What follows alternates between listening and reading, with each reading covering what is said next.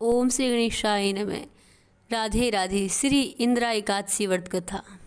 युधिष्ठिर बोले कि हे भगवान, अब आप कृपा पूर्वक आश्विन मास की कृष्ण पक्ष की एकादशी की कथा कहिए। इस एकादशी का क्या नाम है प्रभु जी, और क्या इस व्रत के करने से कौन कौन से फल मिलते हैं, सब विस्तार से कहिए। इस पर भगवान श्री कृष्ण बोले कि हे राजश्रेष्ठ, आश्विन मास के कृष्ण पक्ष की एकादशी का नाम है इंदिरा।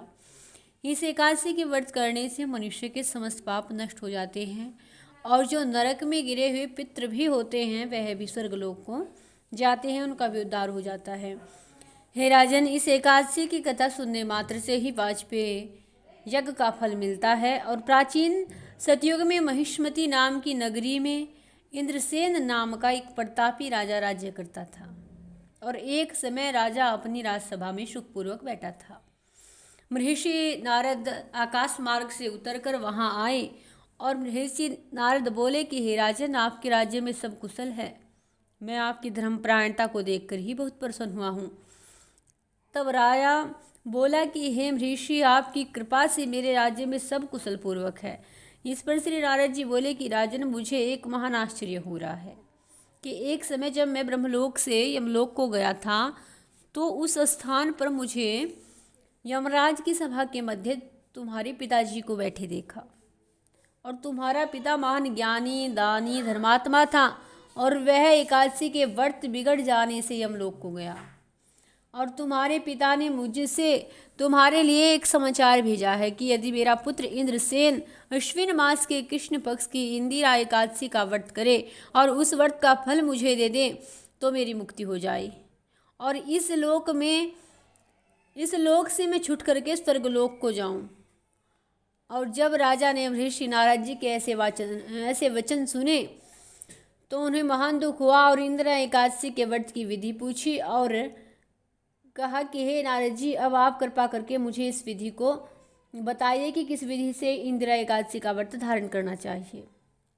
नारद जी बोले कि हे राजन, आश्विन मास की कृष्ण पक्ष की दशमी के दिन प्रातःकाल श्रद्धा पूर्वक स्नान करें।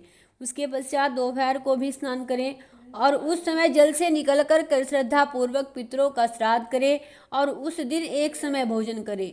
रात्रि को पृथ्वी पर शयन करें, और इससे दूसरे दिन यथार्थ एकादशी के दिन दातुन करें, स्नान करें। इसके पश्चात भक्तिपूर्वक व्रत को धारण करें, और कहना चाहिए कि प्रभु जी, आज मैं निराहार रहूँगा और समस्त भोगों का त्याग करूँगा, और इसके पश्चात कल ही भोजन करूँगा। और हे प्रभु, आप मेरी रक्षा करने वाले हैं, आप मेरे व्रत को निभाइए। इस प्रकार आचरण करके दोपहर को शालिग्राम जी की मूर्ति का भोग लगाए, और भगवान को उस भोजन में से कुछ हिस्से को गौ माता को दें, और विष्णु भगवान को धूप, दीप, नैवेद्य आदि से पूजा करके और रात्रि को जागरण करें। इसके पश्चात द्वादशी के दिन मौन होकर बंधु बांधव सहित भोजन करें। हे राजन, यही तो इंदिरा एकादशी के व्रत की विधि है। हे राजन, यदि तुम आलस्य रहित होकर के इस एकादशी व्रत को करोगे तो निश्चय ही तुम अपने पिता को स्वर्ग का अधिकारी बना दोगे। और यह उपदेश देकर के नारद जी अंतर्ध्यान हो गए। राजा ने इंदिरा एकादशी का व्रत किया, और बंधु बांधवों के सहित इस व्रत को करने से आकाश से पुष्प की वृष्टि हुई, और राजा का पिता यमलोक से गरुड़ पर चढ़कर स्वर्गलोक को चला गया। राजा इंद्रसेन भी इस एकादशी के व्रत के प्रभाव से इस लोक में समस्त सुखों को भोग कर अंत में भगवान श्री विष्णु जी के परम पद को प्राप्त हो गया। और श्री कृष्ण भगवान कहने लगे कि हे राजन युधिष्ठिर, यह मैंने तुमसे इंदिरा एकादशी का माध्यम वर्णन कर दिया है। इस कथा के करने से और कहने से मनुष्य के समस्त पाप नष्ट हो जाते हैं, और अंत में स्वर्गलोक में जाकर के वास करते हैं। बोलिए श्री इंदिरा एकादशी मैया की जय।